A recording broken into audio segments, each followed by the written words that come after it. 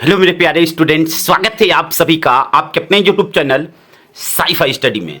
जितने भी बच्चे क्लास 10th में हैं और गणित का पेपर देने वाले हैं उनके लिए यह वीडियो सबसे अधिक महत्वपूर्ण है। मेरे प्यारे बच्चों, यह गणित का एक ऐसा वायरल मॉडल पेपर है जो कि आपके बोर्ड एग्जाम 2026 की तरह का है। यानी 2026 में जैसा पेपर आएगा बिल्कुल उसी प्रकार का मॉडल पेपर आपके लिए लेकर यहाँ पे उपस्थित हुए हैं।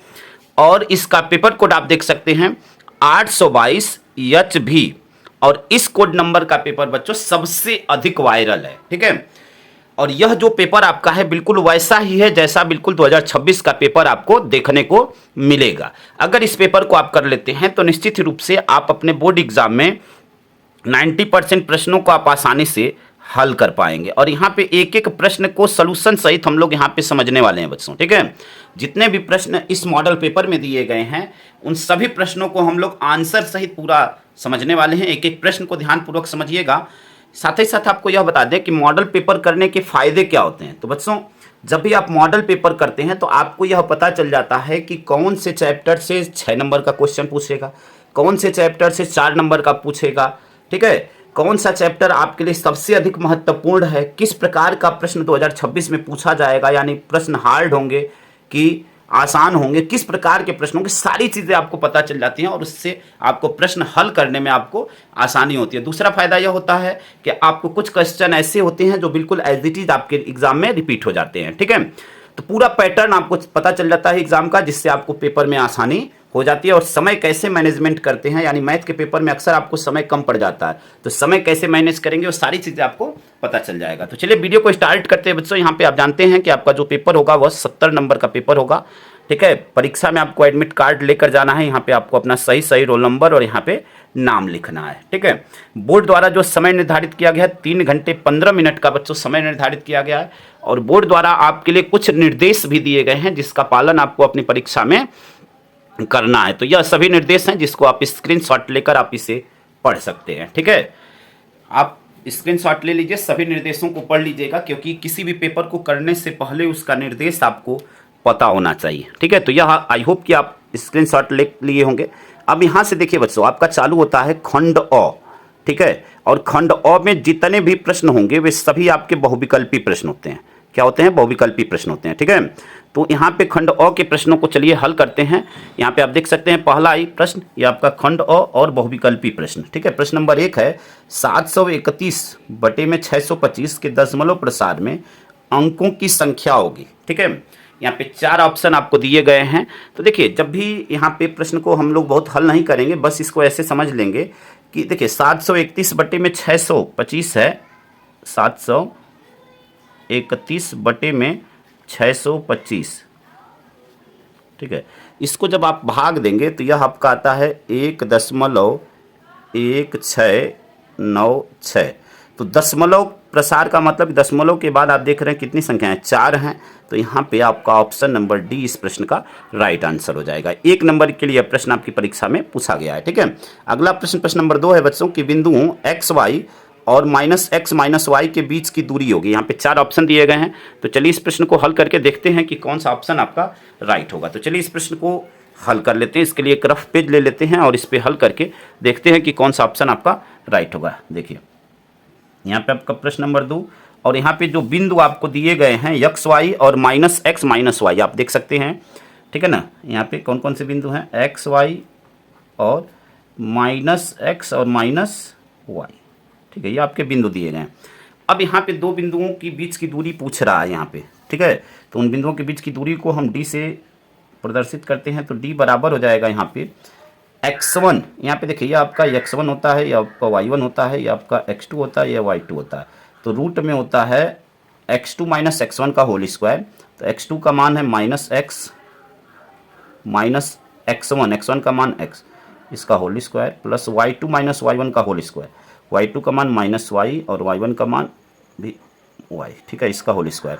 इसको आप हल करेंगे तो देखिए -x तो क्या हो जाएगा? -2x square. ठीक है, प्लस -y तो -2y स्क्वायर। ठीक है, ये आपका -2x स्क्वायर ऐसे। ठीक है, और यह -2y स्क्वायर ऐसे।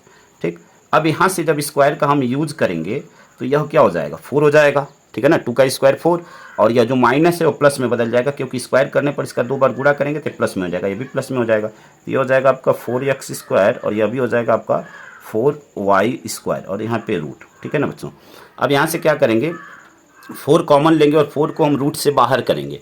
तो 4 का वर्गमूल आपको पता है कि 2 होता है, और बचा क्या आपका रूट में, X square plus Y square, तो X square plus Y square.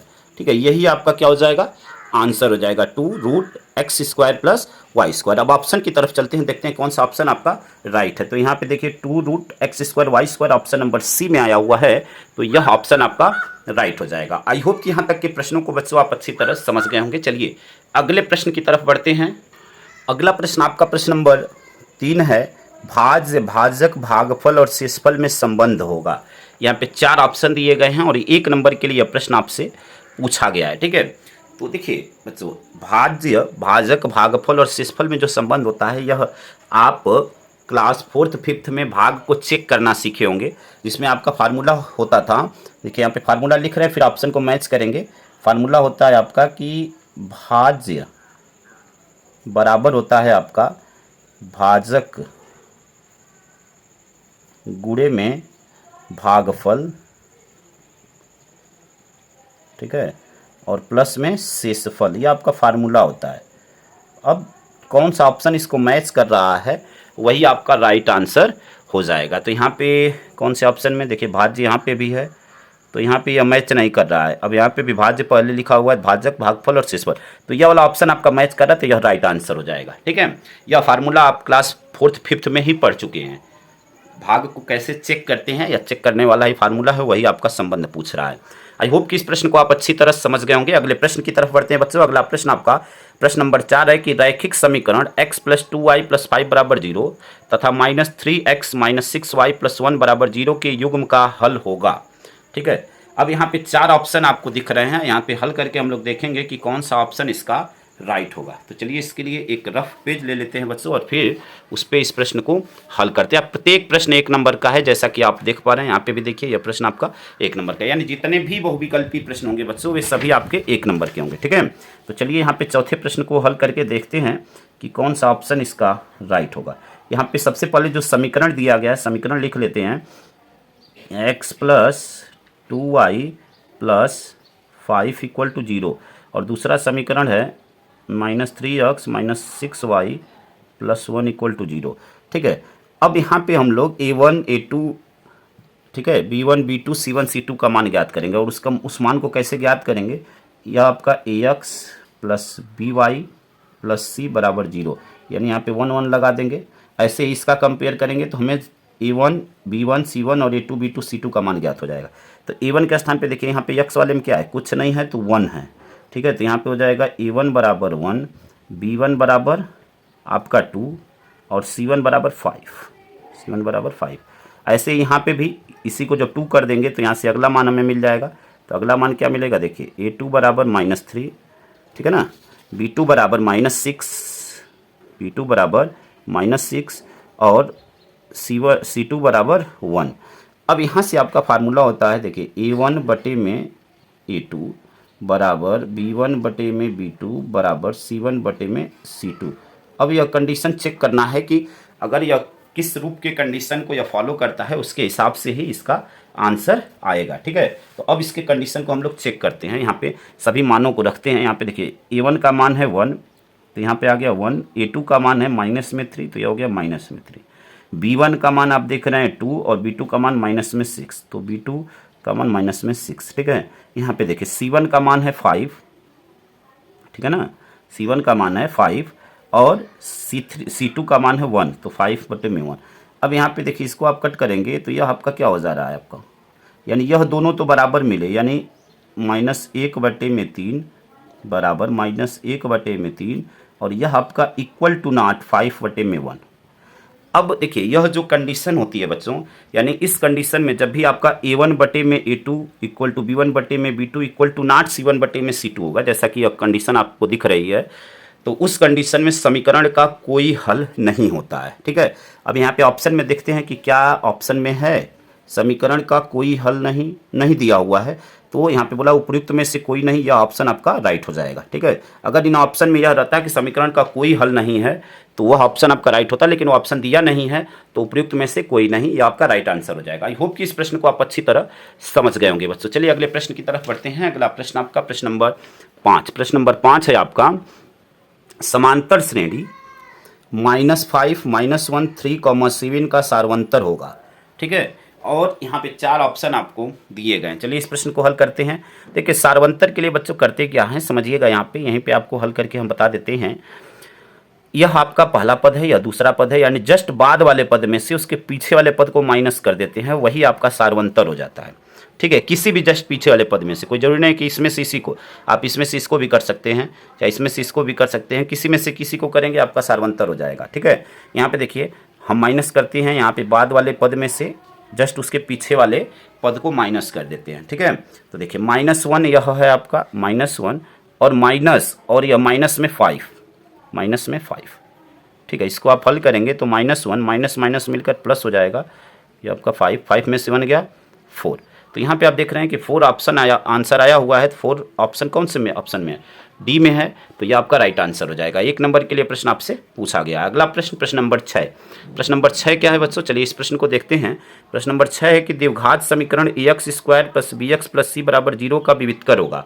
ठीक है, यहाँ पे 4 ऑप्शन आपको दिए गए हैं, तो यह आपको आपसे डायरेक्ट फार्मूला ही आपसे पूछ दिया है बच्चों। ठीक है, यह जो प्रश्न है आपका डायरेक्ट आपसे क्या किया हुआ है, फार्मूला ही आपसे पूछ दिया है। ठीक है, विविधकर का जो फार्मूला होता है वह फार्मूला होता है आपका b² - 4ac, यानी विविधकर बराबर b² - 4ac। यहाँ पे कौन से ऑप्शन में, तो यहाँ पे आप देख रहे हैं ऑप्शन नंबर सी में है, तो यह आपका राइट आंसर हो जाएगा इस प्रश्न के लिए। अगला प्रश्न प्रश्न नंबर 7। प्रश्न नंबर 7 क्या है बच्चों कि दो बिंदुओं 2,3 और 4,1 के बीच की दूरी होगी। यहाँ पे 4 ऑप्शन दिए गए हैं, तो चलिए इस प्रश्न को हल करके देखते हैं कि कौन सा ऑप्शन इसका राइट होगा। ठीक है, तो चलिए इस प्रश्न को हल कर लेते हैं और देखते हैं कि कौन सा ऑप्शन इस प्रश्न के लिए राइट आंसर होगा। प्रश्न नंबर 7। ठीक है, यहाँ पे देखिए प्रश्न नंबर 7, यहाँ पे इसको हल करते हैं। जो बिंदु दिए गए हैं, कौन कौन से बिंदु हैं उन बिंदुओं को लिख लेते हैं।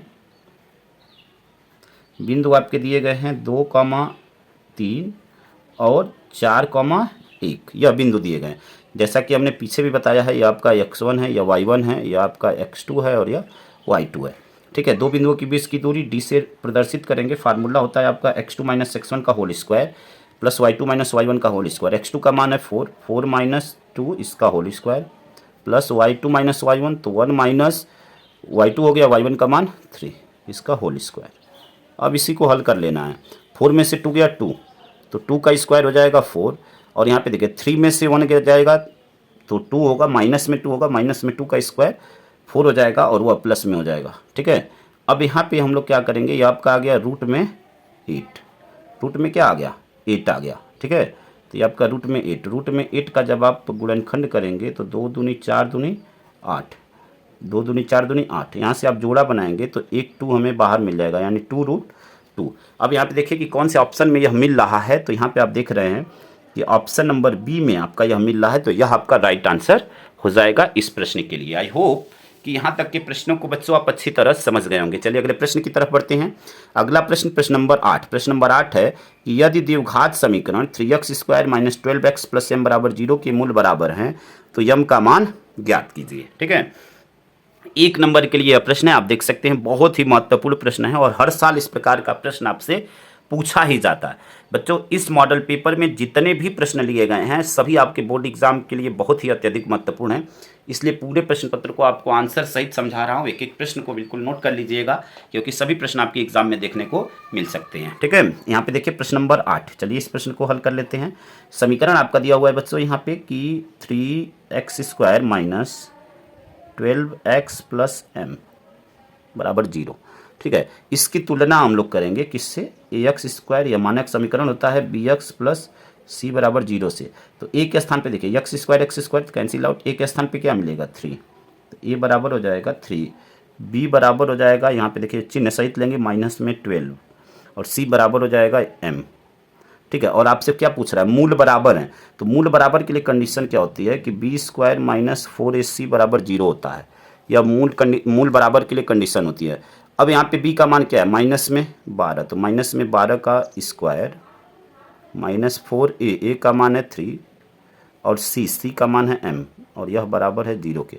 माइनस 12 का जब स्क्वायर करेंगे तो यह हो जाएगा 144, ठीक है ना, और यह तब पॉजिटिव में हो जाएगा 144। इसका पक्षांतर भी करेंगे, चलिए इसको अभी बाद में लिखते हैं। यहाँ पे देखिए 4 तिहाई 12, तो माइनस में 12m, और यह आपका पॉजिटिव में 144 हुआ था, लेकिन जब इधर जाएगा तो यह फिर माइनस में हो जाएगा 144। यह माइनस तो आपका कट गया, प्लस हो गया। यम बराबर क्या मिला, 12 को जब इधर भेजेंगे तो बटे में चला जाएगा, 12 से इसमें भाग देंगे, 12 एकम 12, 12 दूनी 24, यानी यह आपका आ जाएगा 12, यानी यम का मान जो आया बच्चों वो आपका 12 आ गया। यही आपका राइट आंसर होगा। यहाँ पे 12 कौन से ऑप्शन में आया, तो ऑप्शन नंबर डी में आप देख रहे हैं 12 आया हुआ है, तो यह आपका राइट आंसर हो जाएगा इस प्रश्न के लिए। अगले प्रश्न की तरफ बढ़ते हैं। अगला प्रश्न, प्रश्न नंबर 9। प्रश्न नंबर 9 क्या है, चलिए इस प्रश्न को देखते हैं कि क्या आपसे पूछा हुआ है। ठीक है, प्रश्न नंबर 9 है बच्चों यहाँ पे कि एक समबाहु त्रिभुज ABC की भुजाएं 2a है, उसके प्रत्येक शीर्षलंब की लंबाई होगी। यहाँ पे 4 ऑप्शन आपको दिए गए हैं। ठीक है, तो चलिए इस प्रश्न को हल करते हैं और देखते हैं कि चारों ऑप्शन में से कौन सा ऑप्शन आपका राइट होगा इस प्रश्न के लिए। ठीक है बच्चों, तो यहाँ पे देखिए जैसा कि प्रश्न बोला हुआ है कि जो त्रिभुज है वह क्या है, समबाहु त्रिभुज है। ठीक है, यहाँ पे प्रश्न नंबर 9, जो त्रिभुज है एक समबाहु त्रिभुज है, तो पहले एक यहाँ पे त्रिभुज बना लेते हैं। समबाहु त्रिभुज का मतलब कि एक ऐसा त्रिभुज जिसकी तीनों भुजाएं आपस में क्या हो, बराबर हों, यानी यह आपका ABC एक समबाहु त्रिभुज है। समझिएगा प्रश्न को। अब क्या कह रहा है, जब समबाहु त्रिभुज और भुजाएं 2a हैं, यानी प्रत्येक भुजा की लंबाई जो है 2a है। ठीक है, प्रत्येक शीर्षलंब की लंबाई आपसे पूछ रहा है। शीर्षलंब का मतलब कि यहाँ पे इसके शीर्ष से इन दोनों भुजाओं के मध्य बिंदु पर डाला गया जो लंब होगा वह उसका शीर्षलंब कहलाएगा। अब आपसे शीर्षलंब की लंबाई, यानी अगर इसको हम d मान लें तो AD की लंबाई आपसे प्रश्न में पूछ रहा है। अब समझिएगा बच्चों, जब यह लंब है तो यह आपका क्या बनेगा, यह आपका 90 अंश बनेगा, और 90 अंश के सामने की भुजा कर्ण होती है। ठीक है, यह पूरा आपका BC 2a है, तो प्रत्येक यह भी a होगा और a आपका यह भी हो जाएगा। ठीक है ना, यानी BD भी a होगा और DC भी a होगा। आई होप कि मेरी बात को समझ गए होंगे आप। अब अगर यह आपका किसी हम एक त्रिभुज में बात करेंगे, या तो समकोण त्रिभुज ABD को लेकर चलें या ACD को, किसी एक को लेकर चलेंगे, काम बन जाएगा। ठीक है, तो यहाँ पे देखिए हम बात करते हैं समकोण त्रिभुज ABD को, चलिए बात कर लेते हैं ABD में। तो ABD में पाइथागोरस प्रमेय का प्रयोग करेंगे। तो पाइथागोरस प्रमेय क्या कहता है कि जो कर्ण का वर्ग होता है वो लंब का वर्ग, यानी लंब आपका AD है, और आधार के वर्ग के बराबर होता है। तो कर्ण आपका क्या, जैसे यहाँ से फार्मूला आपका क्या बनेगा, पाइथागोरस प्रमेय से फार्मूला बनेगा AB² बराबर AD² प्लस BD²।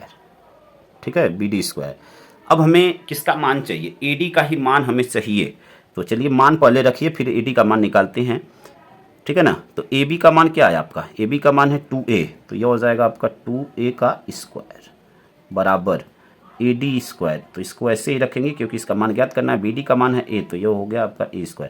पक्षांतर कर देंगे तो यहाँ पे देखिए 2a², तो 2 का स्क्वायर 4, यह हो जाएगा आपका 4a²। इसका पक्षांतर करेंगे तो -a²। ठीक है, और यह आपका AD का मान चाहिए, तो यहाँ से स्क्वायर हटाएंगे तो इस पर क्या लग जाएगा बच्चों, रूट लग जाएगा। 4a² में से 1a² गया तो यह आपका हो गया 3a²। क्या हो जाएगा, 3a² रूट में। यहाँ से a को अगर हम रूट से बाहर करें, स्क्वायर है, तो यह a रूट से बाहर हो जाएगा और यहाँ पे रूट में 3 बचेगा, और यही आपका क्या हो जाएगा, आंसर हो जाएगा a रूट में 3। अब यहाँ पे देखिए कि कौन से प्रश्न में आया हुआ है, यहाँ पे कौन से ऑप्शन में, तो यहाँ पे आप देख रहे हैं कि ऑप्शन नंबर C में आया हुआ है a रूट में 3, तो यह आपका राइट आंसर हो जाएगा इस प्रश्न के लिए। आई होप कि यहाँ तक के प्रश्नों को बच्चों आप अच्छी तरह समझ गए होंगे। अगला प्रश्न आपका प्रश्न नंबर 10 है बच्चों। यहाँ पे आप देख सकते हैं कि निम्नलिखित सारणी का माध्य होगा। यहाँ पे वर्ग अंतराल और बारंबारता दिया गया है, और यहाँ पे आपको बताना है कि इसका माध्य क्या होगा। ठीक है, तो चलिए इस प्रश्न को हल करते हैं और देखते हैं कि कौन सा ऑप्शन इस प्रश्न का राइट आंसर होगा। ठीक है, चलिए माध्य ज्ञात करना है। देखिए कैसे माध्य ज्ञात करते हैं, चलिए इस प्रश्न को समझ लेते हैं यहाँ पे। ठीक है, प्रश्न नंबर 10 के लिए सबसे पहले यहाँ पे वर्ग अंतराल, ठीक है ना, वर्ग अंतराल के बाद आपका प्रश्न में बारंबारता दिया हुआ है, तो यहाँ पे लिखेंगे बारंबारता। फिर बारंबारता के बाद आपका आता है मध्य पद,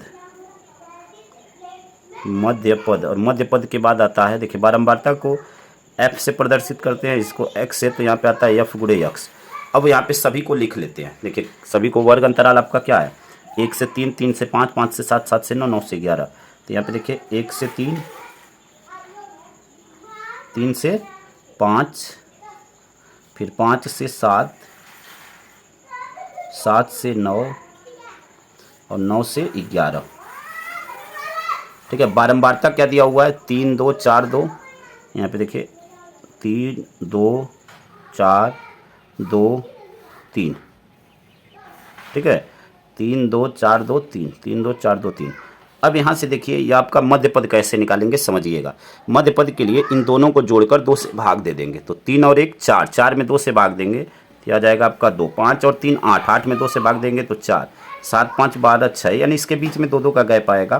ठीक है, फिर आपका हो जाएगा 8 और फिर हो जाएगा आपका 10। ठीक है, आई होप कि यहाँ तक आप समझ गए होंगे। अब यहाँ से क्या करना है, f गुणे x का मान ज्ञात करना है, यानी इन दोनों का गुणा कर लेना है। 3 दूनी 6, 2 चौके 8, 4 छके 24, 2 बटे 16, 3 दहा में 30।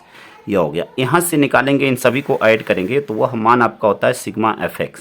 यहाँ पे जोड़ देते हैं, देखिए क्या हो जाएगा, 8 6 14, 14 और 4 18, 18 और 6 24 के 4।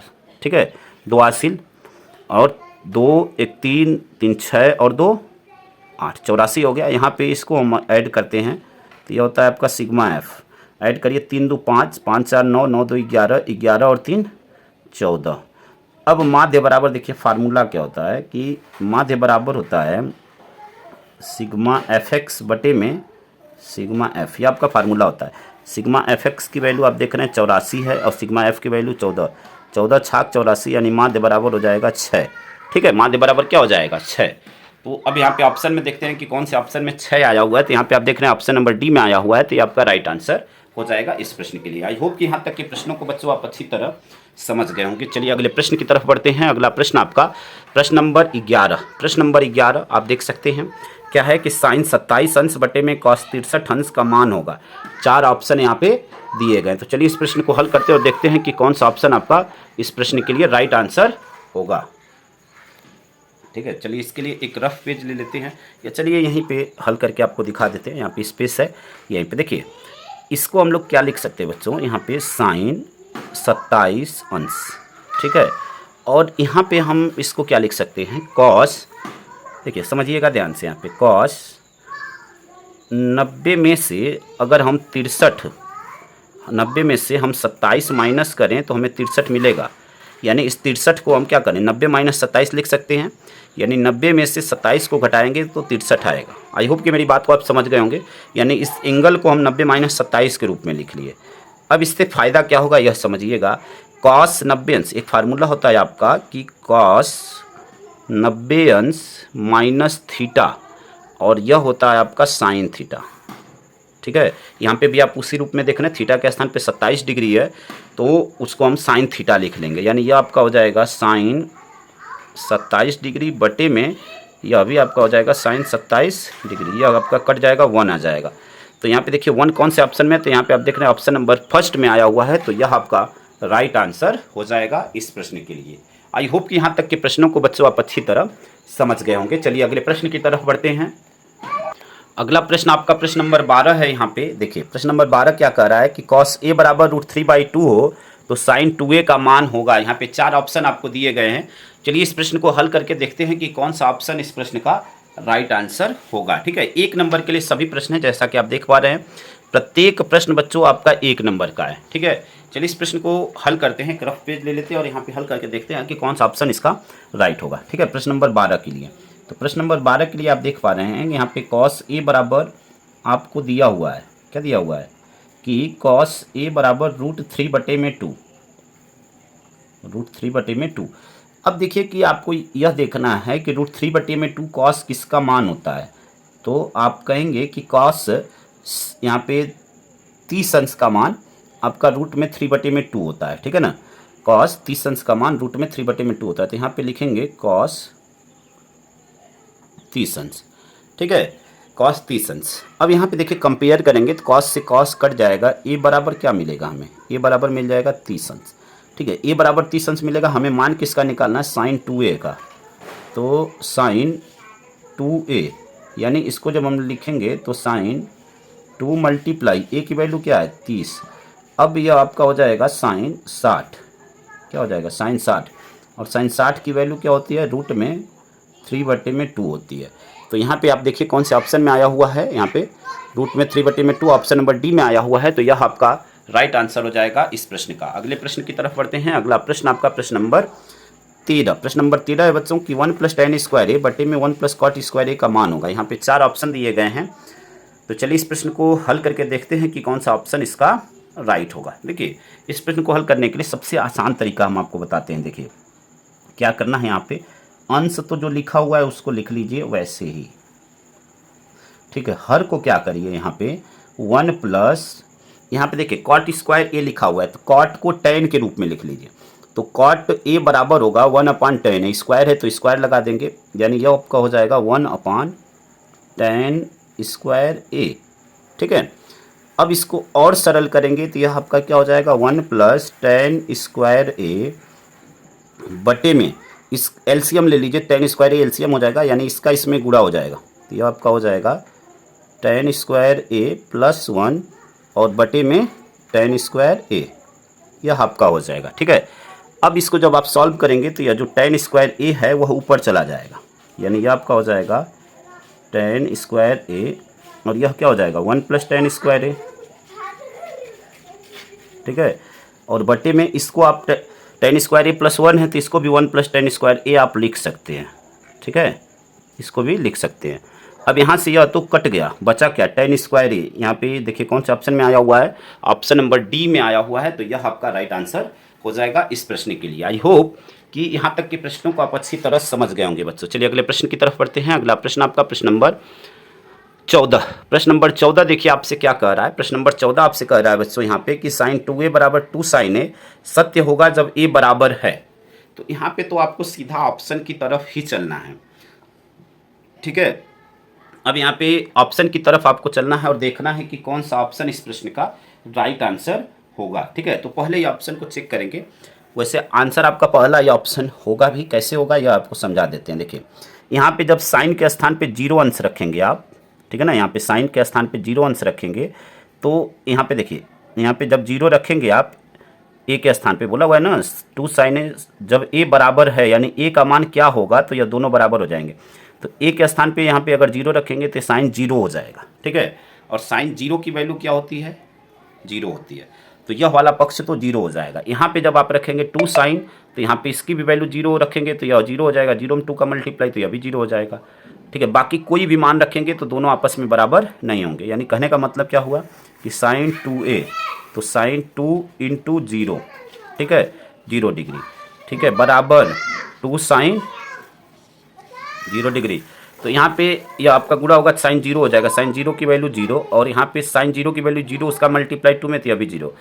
तो इस वैल्यू के लिए जो है जब ए की वैल्यू 0 डिग्री होगी तो दोनों आपस में बराबर होंगे। आई होप कि यहाँ तक के ऑप्शन को आप, यहाँ तक के प्रश्नों को आप अच्छी तरह समझ गए होंगे। अगला प्रश्न आपका प्रश्न नंबर 15 है यहाँ पे कि 22 सेंटीमीटर परिधि वाले एक वृत्त के चतुर्थांश का क्षेत्रफल होगा। ठीक है, तो चलिए इस प्रश्न को हल करते हैं और देखते हैं कि कौन सा ऑप्शन इसका राइट आंसर होगा इस प्रश्न का। ठीक है, 22 सेंटीमीटर परिधि वाले, तो यहाँ से बच्चों हम लोग आर की वैल्यू फाइंड आउट करेंगे। यहाँ से देखिए कैसे हल करेंगे प्रश्न नंबर 15 को, यहाँ पे चलिए समझते हैं। प्रश्न नंबर 15, ठीक है, प्रश्न नंबर 15, तो यहाँ पे परिधि क्या होता है 2πr, तो 2πr बराबर दिया हुआ है 22 सेंटीमीटर।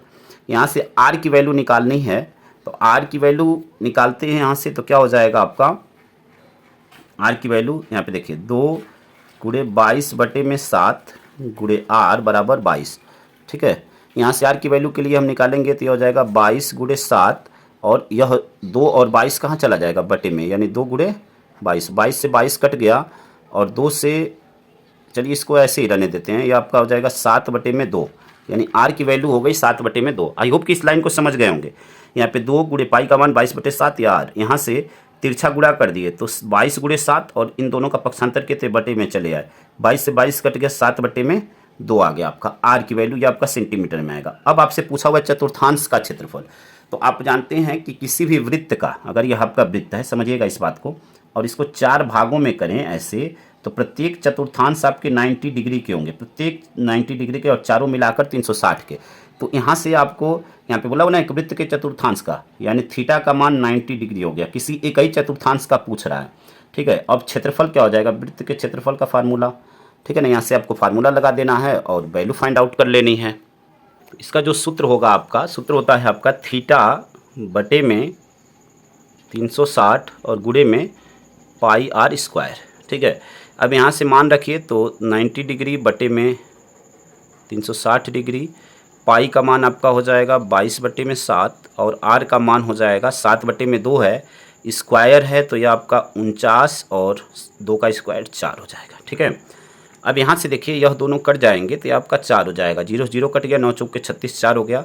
और यहाँ पे आप देख रहे हैं कि 7 सते 49, ठीक है ना, 7 सते 49। अब यहाँ पे 2 से इसको कट कर दे तो 2 एक कम 2 और यह आपका 2 एक कम 2, 2 एक कम 2, 11 का यहाँ पे 2 दूनी 4। ठीक है, 11 का 7 में गुणा तो 11 सते 77 और बटे में क्या हो जाएगा, 4 दूनी 8 और क्षेत्रफल है तो ये आपका सेंटीमीटर में सेंटीमीटर स्क्वायर, 77 बटे में 8 सेंटीमीटर स्क्वायर। यहाँ पे आप देख लीजिए पूरे सोल्यूशन को, 77 बटे में 8 सेंटीमीटर स्क्वायर। तो यहाँ पे आप देख रहे हैं कौन से ऑप्शन में है, ऑप्शन नंबर सी में मिल रहा है, तो ये आपका राइट आंसर हो जाएगा इस प्रश्न के लिए। आई होप कि यहाँ तक के प्रश्नों को आप बच्चों अच्छी तरह से समझ गए होंगे। चलिए अगले प्रश्न की तरफ बढ़ते हैं। अगला प्रश्न आपका प्रश्न नंबर 16। प्रश्न नंबर 16 देखिए आपसे क्या पूछा हुआ है। प्रश्न नंबर 16 कह रहा है बच्चों कि कैप्सूल संयोजन है 2 शंकुओं का, 1 बेलन एवं 2 अर्धगोलों का, 1 बेलन एवं 1 अर्धगोले का, 1 बेलन एवं 2 गोलों का।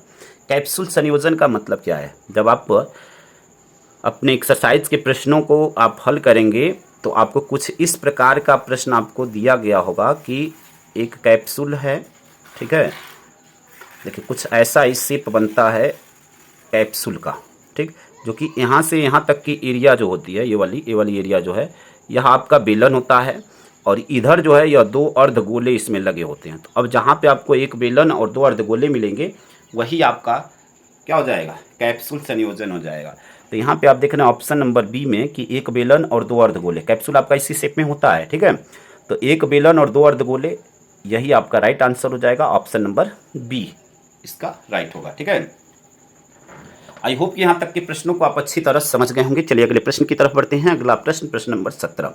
प्रश्न नंबर 17 है बच्चों यहाँ पे कि यदि कुछ आंकड़ों का माध्य तथा बहुलक क्रमशः 32 और 35 है तो उनका माध्यक होगा, ठीक है। बहुलक और आपको माध्य और बहुलक दिया हुआ है, माध्यक पूछ रहा है। तो चलिए इस प्रश्न को हल करके देखते हैं कि कौन सा ऑप्शन इसका राइट होगा, ठीक है। तो यहाँ पे चलिए इस प्रश्न को हल कर लेते हैं और देखते हैं कि इसका कौन सा आंसर आपका सही होगा। देखिए बच्चों यहाँ पे फार्मूला क्या होता है प्रश्न नंबर 17 के लिए। यहाँ पे प्रश्न नंबर 17 फार्मूला होता है आपका कि बहुलक बराबर 3 गुणे माध्य माइनस 2 गुणे 3 गुणे। तो देखिए कैसे हल करेंगे इसको। यहाँ पे 3 गुणे माध्यक होता है आपका माइनस 2 गुणे माध्य, ये आपका फार्मूला होता है, ठीक है। अब यहाँ पे देखिए कि सभी मानों को रख देंगे और इसको हल कर लेंगे।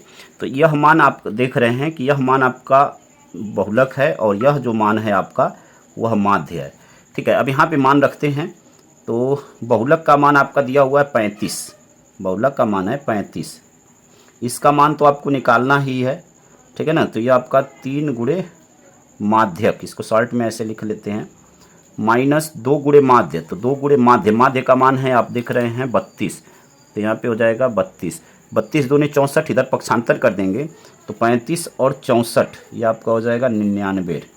हमें माध्यक की वैल्यू चाहिए तो 3 का इधर पक्षांतर कर देंगे तो 3 बटे में चला जाएगा और यह आपका हो जाएगा माध्यक, ठीक है।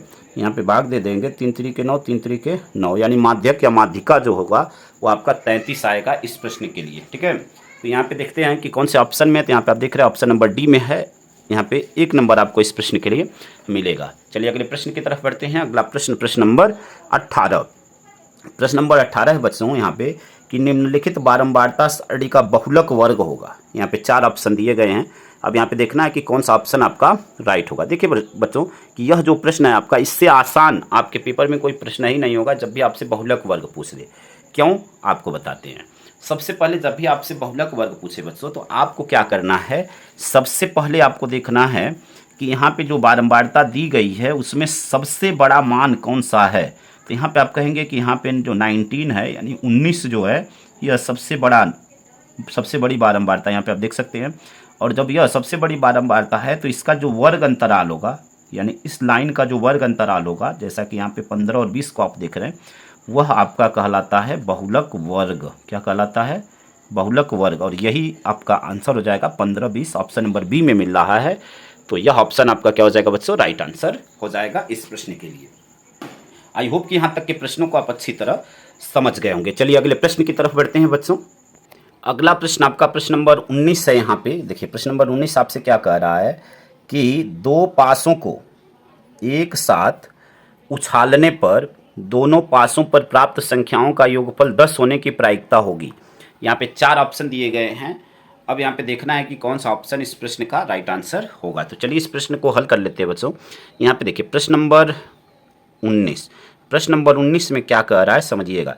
देखिए जब भी दो पासों को एक साथ उछाला जाता है बच्चों, तो टोटल जो पॉसिबल कॉम्बिनेशन होती है वह 36 होती है। टोटल कितनी कॉम्बिनेशन होती है, 36 होती है। यह चीज़ें आपको जब हम प्रायिकता चैप्टर इंट्रोडक्शन हमने कराया हुआ है तो वहाँ पे आपको पूरी बातें हमने बताया हुआ है।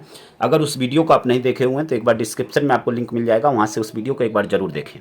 ठीक है, अब यहाँ पे सारे कॉम्बिनेशन को हम नहीं बता पाएंगे क्योंकि वीडियो काफ़ी लंबा हो जाएगा। तो टोटल 36 कॉम्बिनेशन होते हैं। अब 36 यानी दो पासों में अगर हम यह देखें कि 10 कितनी बार आएगा, कौन कौन सा नंबर 10 आएगा, यानी पहले पासे पर 5 आए, दूसरे पर भी 5 आए, ठीक है, फिर पहले पे 4 आ जाए, दूसरे पे 6 आ जाए, या दूसरे पे 6 आ जाए, पहले पे 4 आ जाए, यानी टोटल जो संभव परिणाम है 3 है। ठीक है, और पूरा टोटल कॉम्बिनेशन कितने हैं, 36। तो इसका आप देखेंगे संभव परिणाम बटे में कुल परिणाम, यह आपका प्रायिकता होता है 3 बटे में 36। इसको आप सरल कर लेंगे तो 3 एक कम 3, और यहाँ पे 3 एक कम 3, 3 दूनी 6, 1 बटे में 12। तो 1 बटे में 12 यहाँ पे आप देख रहे हैं पहला ही ऑप्शन आया हुआ है, तो यह आपका राइट आंसर हो जाएगा इस प्रश्न के लिए। चलिए अगले प्रश्न की तरफ बढ़ते हैं। अगला प्रश्न आपका प्रश्न नंबर 20। प्रश्न नंबर 20 है बच्चों कि एक पासे को एक बार फेंकने पर सम संख्या प्राप्त होने की प्रायिकता होगी। ठीक है, 1 नंबर के लिए प्रश्न है और यह बहुविकल्पिक आपका अंतिम प्रश्न है बच्चों। ठीक है, तो चलिए इस प्रश्न को हल करते हैं और देखते हैं कि कौन सा ऑप्शन इस प्रश्न का आपका राइट आंसर होगा। यहाँ पे चारों ऑप्शन को आप देख सकते हैं। ठीक है, चलिए हल करते हैं इस प्रश्न को। देखिए जो पासा होता है बच्चों, आप जानते हैं कि पासे पे जो टोटल नंबर होते हैं वह 1 से 6 तक होते हैं, यानी 1 होता है, 2 होता है, 3 होता है, 4 होता है, 5 होता है, 6 होता है। अब इसमें सम संख्याएं कौन कौन सी हैं, तो 2 एक सम संख्या है, 4 एक सम संख्या और 6 एक सम संख्या है। अब आपसे प्रायिकता पूछ रहा है सम होने की। ठीक है, तो सम होने की जो प्रायिकता होगी, कुल सम संख्याएं कितनी हैं 3, और टोटल नंबर कितने हैं 6, तो 3 बटे में 6, 3 एक कम 3, 3 दूनी 6, यानी 1 बटे में 2 इस प्रश्न का राइट आंसर हो जाएगा, जो कि ऑप्शन नंबर सी में मिल रहा है। तो ऑप्शन नंबर सी इसका राइट आंसर हो जाएगा। आई होप कि यहाँ तक के प्रश्नों को आप अच्छी तरह समझ गए होंगे। चलिए अगले प्रश्न की तरफ बढ़ते हैं बच्चों। अगला प्रश्न आपका यहाँ से आपका चालू होता है खंड ब। आप देख रहे हैं कि यहाँ से आपका क्या होता है चालू, खंड ब। और खंड ब में सभी प्रश्न आपके वर्णनात्मक प्रश्न होंगे, जैसा कि आप यहाँ पे देख पा रहे हैं। ठीक है, खंड ब में क्या होंगे, सभी प्रश्न आपके क्या होंगे, वर्णनात्मक प्रश्न होंगे। और खंड ब जो होगा बच्चों, वो आपका टोटल 50 नंबर के लिए आपकी परीक्षा में पूछा जाएगा। अब यहाँ पे आप देख रहे हैं कि सभी भाग हल कीजिए। 2 नंबर के लिए प्रश्न इस भाग में पूछे गए हैं। आप प्रत्येक प्रश्न को देख रहे हैं 2 नंबर के लिए। ठीक है, तो चलिए इन प्रश्नों को हल करते हैं और देखते हैं कि इनके आंसर क्या आ रहे हैं। ठीक है बच्चों, यहाँ पे प्रश्न नंबर 21 का क है कि एक घन का आयतन 1331 सेंटीमीटर स्क्वायर है, इसकी प्रत्येक भुजा ज्ञात कीजिए। तो चलिए इस प्रश्न को आपको हल करके दिखा देते हैं। यहाँ पे प्रश्न नंबर 21 का क। ठीक है, प्रश्न नंबर 21 का क, यहाँ पे देखिए 21 का क, प्रश्न नंबर 21 का क, जहाँ पे घन का आयतन आपको दिया हुआ है, तो यहाँ पे लिखेंगे देखिए घन का आयतन A, ए क्यू, घन के आयतन की भुजा जो होती है ए क्यू से रिप्रेजेंट कर रहे हैं, ए से रिप्रेजेंट करते हैं, तो ए क्यू बराबर होता है, यहाँ पे दिया हुआ है 1331। हमें ए की वैल्यू यानी ए ही उस घन की भुजा है, हम यह माने हुए हैं, तो ए बराबर हो जाएगा, अगर यहाँ से क्यू हटाएंगे तो इस पर रूट लगेगा और यहाँ पे क्यूब में 3 हो जाएगा, यह हो जाएगा आपका 1331। अब देखिए इसका हम क्यूब रूट लेंगे, यानी इसको हम लिखेंगे तो क्या लिखेंगे, ये हो जाएगा आपका 11 गुणे में 11 गुणे में 11, ठीक है। अब इसका क्यूब रूट क्या हो जाएगा, क्यूब रूट यहाँ पे देखिए 3 यहाँ पे है ना बेस में, तो इसका 3 का जुड़ा बन जाएगा, तो यह रूट से बाहर हो जाता है, यानी ए उसकी भुजा है घन की जिसका मान आया 11, ठीक है। यानी प्रश्न नंबर 21 के क का जो आंसर हुआ बच्चों आपका हो जाएगा 11 सेंटीमीटर, इस प्रश्न का आंसर हो जाएगा। हल कैसे करना है यहाँ पे आप देख सकते हैं, ठीक है। आई होप कि इस प्रश्न को आप अच्छी तरह समझ गए होंगे। चलिए अगले प्रश्न की तरफ बढ़ते हैं। 21 का ख। 21 का ख क्या है, यहाँ पे देखिए, यदि द्विघात समीकरण x² + 3x - p = 0 का एक मूल 2 हो तो p का मान होगा, ठीक है। चलिए p का मान यहाँ पे ज्ञात करते हैं और देखते हैं कि कौन सा ऑप्शन इस प्रश्न का राइट आंसर होगा, ठीक है। प्रश्न नंबर 21 का ख। 21 का ख, यहाँ पे आपको समीकरण दिया गया है, समीकरण आप देख रहे हैं, समीकरण क्या दिया हुआ है, x² + 3x - p = 0, एक मूल 2 है हो, तो मूल देने का मतलब क्या है बच्चों, कि मूल देने का मतलब यह है कि यह आपका यक्स का मान है, जो वेरिएबल है ना उसका मान यहाँ पे दिया हुआ है, तो यहाँ पे लिख देते हैं यक्स बराबर 2, यह आपका एक मूल दिया हुआ है। यही 2 जो है इस समीकरण में जहाँ जहाँ यक्स है वहाँ पे रखना है, तो देखिए यक्स स्क्वायर है तो इसके स्थान पे 2 रखेंगे, तो 2 का स्क्वायर प्लस 3 × 2 माइनस p बराबर 0। हल कर लीजिए, 2 का स्क्वायर 4 और 3 दूनी 6 माइनस p बराबर 0, 6 और 4 10, पक्षांतर कर देंगे तो माइनस p बराबर -10, माइनस माइनस प्लस हो जाएगा, p बराबर क्या आया 10, और यही आपका क्या हो जाएगा आंसर हो जाएगा, ठीक है। इस प्रश्न का आपका आंसर हो जाएगा p के यहाँ पे 21 के ख का जो आंसर होगा वो हो जाएगा आपका 10, ठीक है। आई होप कि इस यहाँ तक के प्रश्नों को आप अच्छी तरह समझ गए होंगे। चलिए अगले प्रश्न की तरफ बढ़ते हैं। अगला प्रश्न आपका प्रश्न नंबर 21 का गौ। प्रश्न नंबर 21 का गौ क्या है, यदि cos थीटा बराबर 15/17 हो तो साइन थीटा का मान होगा। तो चलिए इस प्रश्न को हल करते हैं। इसके लिए एक नया रफ पेज ले लेते हैं फ्रेश, और उस पे इसको करके आपको दिखाते हैं, ठीक है बच्चों। तो देखिए यहाँ पे प्रश्न नंबर 21 का गौ, प्रत्येक प्रश्न आपका 2 नंबर का है इस भाग में। प्रश्न नंबर 21 के जितने भी पार्ट हैं वे सभी आपके 2 नंबर के हैं। तो चलिए यहाँ पे 21 के गौ को हल करते हैं। यहाँ पे 21 का गौ, ठीक है। यहाँ पे देखो बच्चों दिया क्या हुआ है आपको, यहाँ पे दिया हुआ है कि cos थीटा बराबर होता है 15/17, यह आपको दिया हुआ है। आपको साइन थीटा का मान चाहिए। देखिए त्रिकोणमिति सर्वसमीका में पहला ही फार्मूला आपने पढ़ा हुआ है, पहला ही फार्मूला कि sin² theta plus cos² theta बराबर 1, यह आपका पहला ही फार्मूला है। आपको चाहिए कि इसका साइन थीटा का मान चाहिए। तो देखिए साइन थीटा का मान के लिए क्या करेंगे समझिएगा यहाँ पे ध्यान से। साइन थीटा बराबर क्या हो जाएगा, अगर इसका पक्षांतर करें हम तो यह हो जाएगा 1 - cos² थीटा। हमें साइन थीटा का मान चाहिए तो यह स्क्वायर हटाएंगे, जैसे यहाँ पे आप स्क्वायर देख रहे हैं, यहाँ पे साइन थीटा हमने लिखा हुआ है, तो स्क्वायर जब हटाएंगे तो इस पर क्या लग जाएगा, रूट लग जाएगा, ठीक है। अब यहाँ पे साइन थीटा का मान चाहिए, cos थीटा का मान पता है, यहाँ पे मान रखिए और हल कर लीजिए, आपका आंसर आ जाएगा 1 - cos² थीटा। cos थीटा का मान है 15/17, स्क्वायर किया गया है, तो 15/17 का स्क्वायर आप करेंगे तो यह क्या हो जाएगा आपका यहाँ पे कि 1 - यह जो स्क्वायर होगा दोनों का होगा, अंश और हर दोनों का। 15 का स्क्वायर हो जाएगा 225 और 17 का स्क्वायर हो जाएगा 289। अब इसका इसमें गुणा हो जाएगा, ठीक है। 289 - 225 ऐसे हो जाएगा आपका 289 - 225 और बटे में 289 ऐसे, ठीक है। अब इसको जब आप हल करेंगे तो 289 में से 225 को आपको माइनस करना है, ठीक है। तो 9 में से 5 गया तो 4 हो जाएगा, और 8 में से 2 गया 6, 2 में से 2 गया 0 हो जाएगा, या 64/289।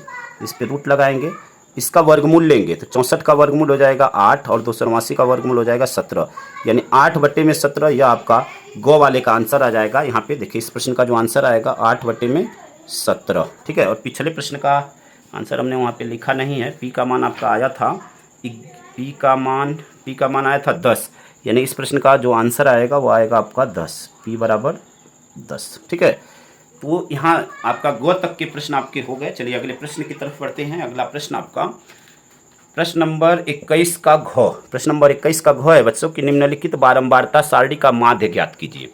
ठीक है, यह प्रश्न बिल्कुल आपका वही प्रश्न है जो बहुविकल्पी में हम हल किए हुए हैं। तो चलिए इसको हल करके आपको दिखा देते हैं। ठीक है, बिल्कुल वैसे ही आपको हल करना है, फिर भी आपको हल करके हम यहाँ पे दिखा देते हैं ताकि आपको कहीं पे भी कठिनाई न हो। ठीक है बच्चों, तो यहाँ पे आप देख रहे हैं प्रश्न नंबर 21 का घ। ठीक है, इस प्रश्न को हल करने के लिए आपको वर्ग अंतराल बारंबारता जो कुछ दिया हुआ है वह लिखना होगा। तो यहाँ पे वर्ग अंतराल, फिर आपका है बारंबारता। ठीक है, बारंबारता को एफ से रिप्रेजेंट करते हैं। फिर आपका मध्य पद, इसको एक्स से, और फिर यहाँ पे एफ गुणे एक्स। ठीक है, यहाँ पे चलिए सभी मानों को रख देते हैं और उसके बाद हल कर लेते हैं। तो वर्ग अंतराल आप देख रहे हैं 0 से 2, फिर आपका 2 से 4, फिर 4 से 6, 6 से 8 और फिर 8 से 10। बारंबारता आपका है 1, 2, 6, 8 और 3। यहाँ से देखिए मध्य पद निकालेंगे। मध्य पद के लिए इन दोनों को जोड़कर 2 से भाग, तो 0 और 2 2 होगा, 2 में 2 से भाग तो 1 आ जाएगा। 4 2 6, 6 में 2 से भाग तो 3 आ जाएगा। ठीक है, 6 और 4 10, 10 में 2 से भाग तो 5 आ जाएगा। ठीक है, 8 6 14, 7 आ जाएगा। 10 8 18, 9 आ जाएगा। ठीक है, अब इन दोनों का गुणा कर देंगे, इन दोनों का, तो 1 में 1 का गुणा तो 1 होगा, 2 तिहाई 6 हो जाएगा, 6 पचे 30 हो जाएगा, 8 सते 56 हो जाएगा और 9 तिरी 27 हो जाएगा। यहाँ पे जोड़ देते हैं और वह आपका होता है सिग्मा एफ एक्स। ठीक है, जोड़िए, देखिए 6 1 7, 7 और 7 14 और 6 20 के 0 2 हासिल, 5 3 8 और 2 हासिल, 10 और 2 12, 120 हो गया। यहाँ पे इसको जोड़ देते हैं जो कि सिग्मा एफ हो जाता है। ऐड करेंगे 2 1 3, 6 और 3 9, 9 और 8 17, 3 20। ठीक है, ठीक है ना। अब यहाँ से बच्चों क्या करेंगे, माध्य बराबर, देखिए सूत्र क्या होता है, सूत्र आपको याद होना चाहिए। माध्य बराबर होता है सिग्मा एफ एक्स बटे में सिग्मा एफ। तो सिग्मा एफ एक्स क्या है 120 और सिग्मा एफ है आपका 20। 0 से 0 कट गया, 2 छक्के 12, यहाँ पे आंसर आ गया माध्य का 6। ठीक है, इस प्रश्न का जो आंसर आएगा आपका 6। ठीक है, तो यह आपका आंसर हो जाएगा प्रश्न नंबर 21 के घ का, यानी इस प्रश्न का जो आंसर आएगा बच्चों आपका 6 आएगा। कैसे आएगा, यहाँ पे आपने इसके आंसर को पूरा आपने देख लिया। ठीक है, आई होप कि यहाँ तक के प्रश्नों को आप अच्छी तरह समझ गए होंगे बच्चों। चलिए अगले प्रश्न की तरफ बढ़ते हैं। अगला प्रश्न आपका प्रश्न नंबर 21 का अंग। प्रश्न नंबर 21 का अंग है बिंदुओं -3, 10 और 5, 4 को मिलाने वाले रेखाखंड के मध्य बिंदु के निर्देशांक ज्ञात कीजिए। ठीक है, मध्य बिंदु के निर्देशांक आपसे पूछ रहा है। चलिए इस प्रश्न को हल कर लेते हैं। यहाँ पे अंग, देखिए इस प्रश्न को हल करने के लिए हम करेंगे क्या, यहाँ पे अंग है, यहाँ पे बिंदु आपको दिए गए हैं। बिंदु कौन कौन से हैं, -3, 10 और दूसरे जो बिंदु हैं वह हैं 5, 4। ठीक है, निर्देशांक आपसे पूछ रहा है। तो देखिए यह आपका मान x1 है, यह आपका मान y1 है, यह x2 है और यह y2 है। निर्देशांक आपसे पूछ रहा है तो यहाँ पे लिख लेते हैं निर्देशांक बराबर, सूत्र होता है आपका, देखिए x1 प्लस x2/2 और फिर आपका y1 प्लस y2/2, यह आपका सूत्र होता है निर्देशांक का। ठीक है, यहाँ से मानों को रख दीजिए। देखिए x1 का मान क्या है, x1 का मान है -3, तो यहाँ पे -3, x2 का मान है 5, तो -3 + 5/2 और यहाँ पे y1 का मान है 10 और y2 का मान है 4, तो बटे में 2। यहाँ पे देखिए और सरल करिए एक लाइन, तो 5 में से 3 जाएगा यहाँ पे, तो यहाँ पे 5 में से 3 जाएगा तो 2 बटे में 2 हो जाएगा। 10 4 14, 14 बटे में 2 हो जाएगा। तो 2 में 2 से भाग देंगे तो 1 आ जाएगा, 14 में 2 से भाग देंगे तो 7 आ जाएगा, यानी 1,7। ठीक है ना, 1,7 यह आपका निर्देशांक हो जाएगा मध्य बिंदु का।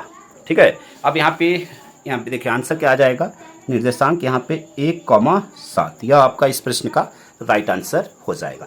यहाँ पे देखिए प्रत्येक प्रश्न बच्चों 2 नंबर के हैं और देखिए यह जो पेपर है बच्चों ना सबसे अधिक वायरल मॉडल पेपर है, इसलिए आपको एक एक प्रश्न को बता रहे हैं ताकि प्रत्येक प्रश्न आपका तैयार हो जाए और एग्जाम में बैठते ही आप सारे प्रश्न को करना चालू कर दें। चलिए अगले प्रश्न की तरफ बढ़ते हैं।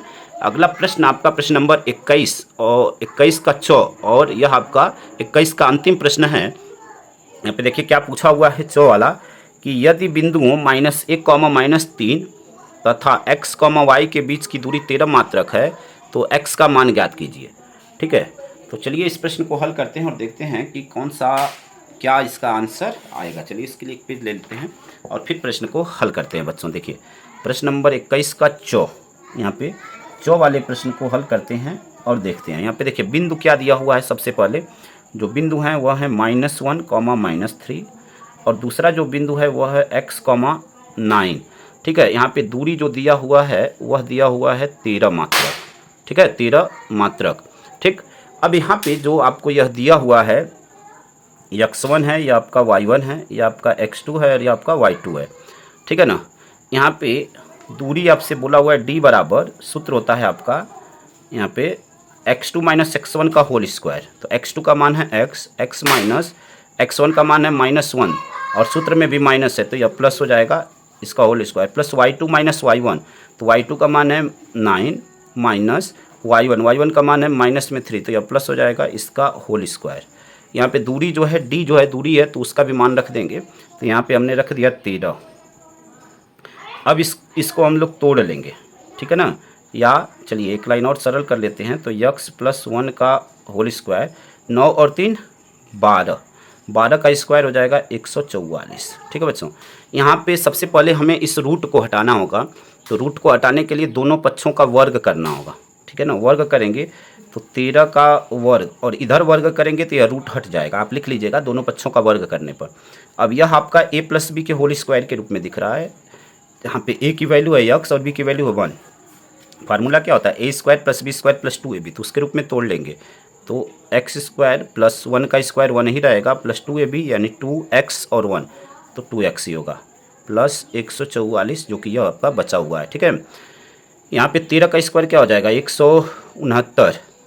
ठीक है ना, 13 का स्क्वायर 169 और यहाँ पे सभी को पक्षांतर कर लें, या आप यह कह सकते हैं कि 169 को ही इधर पक्षांतर कर लें और 0 के बराबर कर दें। तो चलिए पक्षांतर कर लेते हैं, तो इधर आएगा तो माइनस में हो जाएगा। बाकी यहाँ पे सभी पदों को लिख लेते हैं। आपका x² + 1 फिर -169 और यहाँ पे 2x और प्लस 144 बराबर 0 के।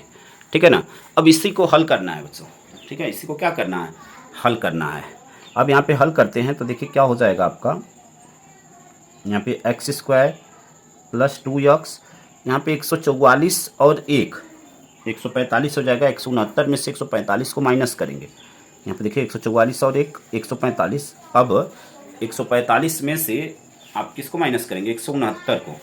ठीक है ना, तो चलिए यहाँ पे माइनस करते हैं और देखते हैं कि क्या आपका आता है। ठीक है, अब यहाँ पे देखिए 169 में से 145 को माइनस करेंगे तो यह आपका आ जाएगा -24।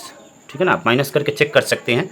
145 यहाँ से देखिए 45 माइनस करेंगे तो 9 में से 5 जाएगा 4 हो जाएगा, और 6 में से आपका 6 में से 4 जाएगा 2 हो जाएगा 24 हो जाएगा, और 1 में से गया 0 हो जाएगा। ठीक है, इसी का आपको गुणनखंड करना है, यानी 24 का ऐसा खंड जो कि घटाने पर 2 के बराबर और गुणा करने पर 24 आए। तो देखिए आपको आई होप कि आपको गुणनखंड आता ही होगा। ठीक है ना, तो यहाँ पे देखिए 6 चौके 24 और 6 में से 4 जाएगा तो 2 आएगा, -24 बराबर 0। ठीक है, अगर आप क्लास 10th के स्टूडेंट हैं तो आपको गुणनखंड आता होगा, यह हम मान कर चल रहे हैं। यहाँ पे इन दोनों का एक साथ कॉमन, इन दोनों का एक साथ कॉमन, तो यहाँ पे कॉमन लेंगे तो यह आपका हो जाएगा x + 6। यहाँ पे -4 कॉमन लेंगे तो यह भी हो जाएगा आपका x + 6 बराबर 0। दोनों ब्रैकेट में सेम आ गया, मतलब सही है।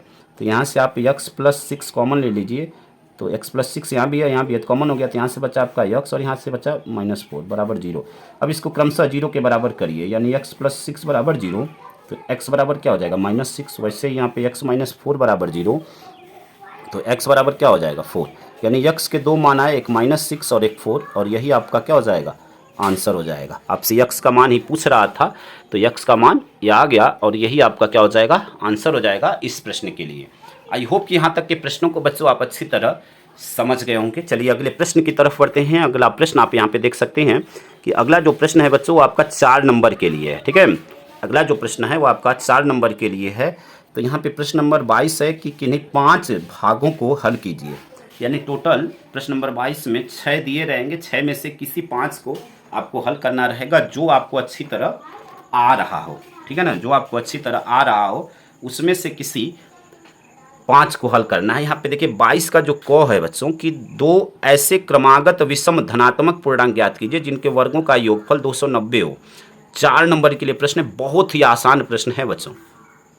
2 ऐसे क्रमागत विषम धनात्मक पूर्णांक ज्ञात कीजिए जिनके वर्गों का योगफल 290 हो, ठीक है। अब देखिए यह प्रश्न आपका बहुत ही आसान और 4 नंबर के लिए आपसे प्रश्न पूछा हुआ है। अब यहाँ पे देखिए करेंगे क्या इस प्रश्न को हल करने के लिए। 22 का क, ठीक है, 22 का क। देखिए इस प्रश्न को हल करने के लिए सबसे पहले हम मान लेंगे कि माना वह विषम धनात्मक पूर्णांक x है। तो यहाँ पे देखिए क्या करेंगे, हम मान लेंगे कि माना जैसे प्रश्न बोला हुआ है वैसे चलना है। माना विषम धनात्मक पूर्णांक x है, माना विषम धनात्मक पूर्णांक x है। अब प्रश्न में समझिएगा बोल क्या रहा है, प्रश्न को समझिएगा। यहाँ पे बोला हुआ है कि 2 ऐसे क्रमागत विषम धनात्मक पूर्णांक जिनके वर्गों का योगफल 290 है। तो अगर विषम धनात्मक पूर्णांक x है, देखिए किसी भी संख्या में जब 2 जोड़ा जाएगा, यानी कोई विषम संख्या उसमें 2 जोड़ा जाएगा तो हमें अगला जो है विषम संख्या प्राप्त होगी। यानी जो दूसरा जो यहाँ पे 2 बोला हुआ है क्रमागत, तो x में हम दूसरा 2 जोड़ेंगे यानी x + 2 करेंगे, तब हमें जो है अगला विषम संख्या प्राप्त होगी। अब यही 2 आपके नंबर हैं और यहाँ पे बोला हुआ जिनके वर्गों का योगफल 290 है। तो यहाँ से आप करेंगे बच्चों प्रश्नानुसार, क्या करेंगे, प्रश्नानुसार। प्रश्नानुसार क्या हो जाएगा यहाँ से, देखिए प्रश्नानुसार हो जाएगा वर्गों का योगफल यानी x², ठीक है, प्लस योगफल बोला हुआ है प्लस करेंगे और x + 2 का स्क्वायर, और यह बराबर है 290 के। आई होप कि मेरी बात को आप समझ गए होंगे। यहाँ से अब इसको हल करिए तो x² प्लस यह आपका a + b के होल स्क्वायर में तोड़ देना है, तो a² यानी x² प्लस b² यानी 2 का स्क्वायर 4 हो जाएगा, प्लस 2ab। तो देखिए 2a, a का मान x, b का मान 2, तो 2 दूनी 4x हो जाएगा और यह बराबर हो जाएगा 290 के। आई होप कि मेरी बात को आप समझ गए होंगे। x² तो क्या हो जाएगा बच्चों 2x², फिर आपका 4x, ठीक है। और यहाँ पे देखिए प्लस में 4 और 290 का पक्षांतर कर लीजिए तो माइनस में हो जाएगा, यह बराबर 0। यहाँ से 2x², ठीक है ना, 2x² प्लस 4x, 290 में से 4 जाएगा तो यह हो जाएगा आपका 286 और चिन्ह बड़ी संख्या के यानी माइनस में, तो 286 बराबर 0, ठीक है। अब यहाँ पे देखिए कि यहाँ पे 2 आपको दिख रहा है, सभी पदों में हम 2 से भाग दे दें, सभी कटने वाले हैं तो हम भाग दे सकते हैं। तो x² प्लस 2x माइनस 2 1 कम 2 2 चौक 4 2 3 6, यह बराबर 0 के। अब इसका गुणनखंड करना है और 143 का ऐसा खंड जो कि घटाने पर 2x हो और गुणा करने पर 143 आए। तो देखिए यह आपका हो जाएगा x² प्लस 13 और 11, 13 में से 11 जाएगा 2 होगा, 13 11 गुणा करेंगे तो 143 आएगा, ठीक है ना। 13x माइनस 11x माइनस 143 बराबर 0 के, ठीक है ना। यहाँ से इन दोनों का एक साथ कॉमन, इन दोनों का एक साथ कॉमन, तो यहाँ से x कॉमन लीजिए तो x + 13 हो जाएगा। यहाँ से माइनस कॉमन ले रहे हैं और 11 कॉमन लिए तो यह आपका x + 13 यह भी हो जाएगा, ठीक है। अब यहाँ पे देखिए दोनों ब्रैकेट में सेम आ रहा है, तो यह आपका x + 13 और यहाँ पे आपका x - 11, ठीक है। अब यहाँ से आपसे प्रश्न में क्या पूछा हुआ है समझिएगा ध्यान से। बोला हुआ है कि 2 ऐसे क्रमागत धनात्मक पूर्णांक, तो अब आपको यहाँ से x की वैल्यू बता देनी है और वही आपका आंसर हो जाएगा। तो यहाँ पे देखिए x बराबर क्या हो जाएगा, x + 13 बराबर 0, तो x बराबर हो जाएगा -13 और यहाँ पे इसका पक्षांतर करेंगे x + 11 बराबर 0, तो x बराबर 11। यानी 2 क्रमागत धनात्मक पूर्णांक आपके यहाँ से हमें मिल गए। क्या क्या मिले, 11 और 13, ठीक है। क्या क्या मिले यहाँ से, 11 और 13, ठीक। तो यही आपका इस प्रश्न का क्या हो जाएगा, आंसर हो जाएगा यहाँ पे, ठीक है ना। x बराबर आपके एक 11 हुआ, एक 13 हुआ, ठीक है ना। ये आपका आंसर हो गया। आई होप कि यहाँ तक के प्रश्नों को आप अच्छी तरह समझ गए होंगे बच्चों। आई होप कि यहाँ तक के प्रश्न आपको बहुत अच्छी तरह समझ में आ गए होंगे। स्टूडेंट पुनः एक बार रिपीट करते हैं कि आपका बहुत ही अत्यधिक वायरल मॉडल पेपर है इसलिए एक एक प्रश्न को बिल्कुल प्रैक्टिस कर लीजिएगा, इसीलिए प्रत्येक प्रश्न को आपको आंसर सहित यहाँ पे बता रहे हैं, ठीक है, ताकि प्रत्येक प्रश्न आपका तैयार हो जाए, कहीं पे भी आपको प्रॉब्लम ना हो। चलिए अगले प्रश्न की तरफ बढ़ते हैं बच्चों। अगला प्रश्न आप देख रहे हैं बच्चों, प्रश्न नंबर 22 का ख है और यह भी प्रश्न आपका 4 नंबर का है। जैसा कि आप देख पा रहे हैं, ख क्या है कि सिद्ध कीजिए कि दो समकेंद्री वृत्तों में बड़े वृत्त की जीवा जो छोटे वृत्त को स्पर्श करती है स्पर्श बिंदु को समद्विभाजित होती है, स्पर्श बिंदु पर समद्विभाजित होती है, ठीक है। और अगला है आपका कि चित्र में यदि एल एम समांतर सी बी और एल एन समांतर सी डी हो तो सिद्ध कीजिए कि ए एम बटे में बी एम बराबर ए एन बटे में डी एन, ठीक है। यानी यहाँ से आपसे कह रहा है कि जो एल एम है वह समांतर है सी बी के और जो एल एन है वह समांतर है सी डी के। तो आपको यह दिखाना है कि ए एम बटे में बी एम पी एम और ए एन बटे में डी एन यह दोनों आपस में बराबर है। यह आपका थेल्स प्रमेय पर आधारित प्रश्न है।